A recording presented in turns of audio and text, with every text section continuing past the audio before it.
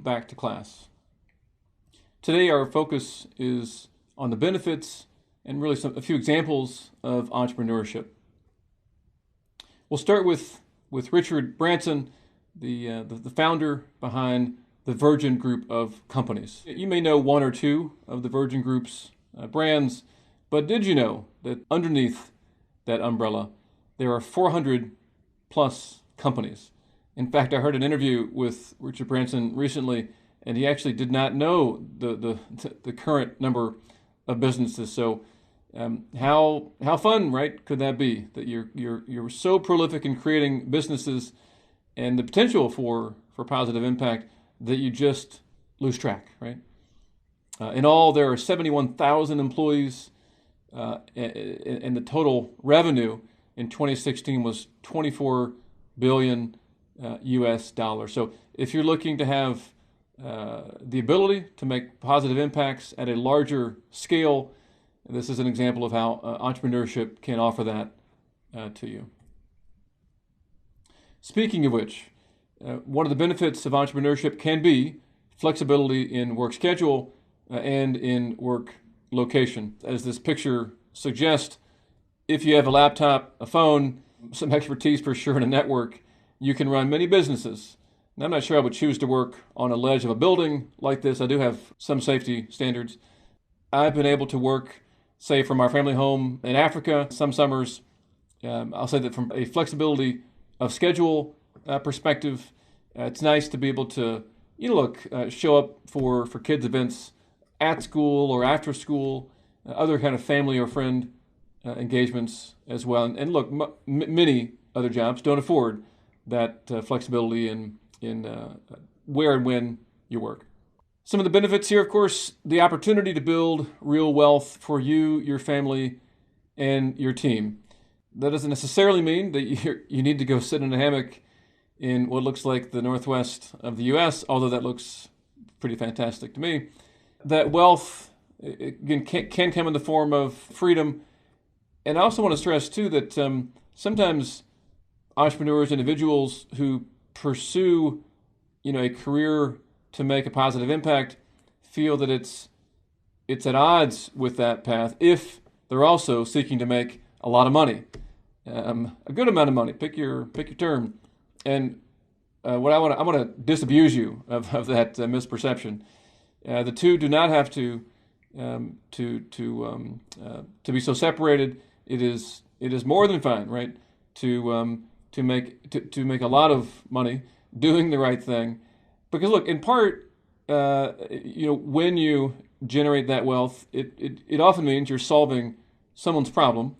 But more importantly, if you have those goals of making a positive impact, as you have discretionary income, you can also redirect that, whether it's through donations, microfinance, a personal kind of pleasure, passion, goal of mine, of ours, or investing in other startups, right? Other businesses that have the potential to make an impact. Elon Musk, this is probably a name all of you watching this video know of very well. So founder, co-founder, CTO, chairman, and CEO of 3 or 4 billion-dollar companies. Here a quote from some of his writings, saying that his goal is to change the world and humanity by reducing global warming through clean energy production and consumption, and making life multi-planetary by setting up a human colony on Mars. Now look, I'll say the multi-planetary part may be a bit of a reach for me, but you've got to appreciate the big picture thinking of Mr. Musk here. I'll also say that his bold vision, it continues to surprise, I think, me or others in the industry. Recently, he was quoted as saying he could fix Australia's energy problems. There's a current kind of constraint on power supply leading to surges in pricing, as well as blackouts, brownouts, etc. He said that he could fix the problem for the country, mind you, in 100 days. And on Twitter, someone said, well, essentially, are you serious about that? And he said, yeah, I'm serious. He said, basically, if we cannot do that, then we'll give you the system for free. In this case, the system would be grid-scale energy storage, lithium-ion-based energy storage. And one of their recent installations in California cost $100 million, right? So I would say pretty serious for sure. Sometimes the benefits of entrepreneurship are shocking, surprising. In this case, some entrepreneurs from the finance industry have created a for-profit business currently based in Kenya, Tanzania, and Uganda, where they are providing off-grid, very small-scale solar solutions for cell phone charging, lights, and some appliances. So as of now, almost 500,000 homes upgraded to solar power, 500 new homes every day, and $300 million expected to be saved over 4 years. The amazing thing here is that this is not really an environmental story, right?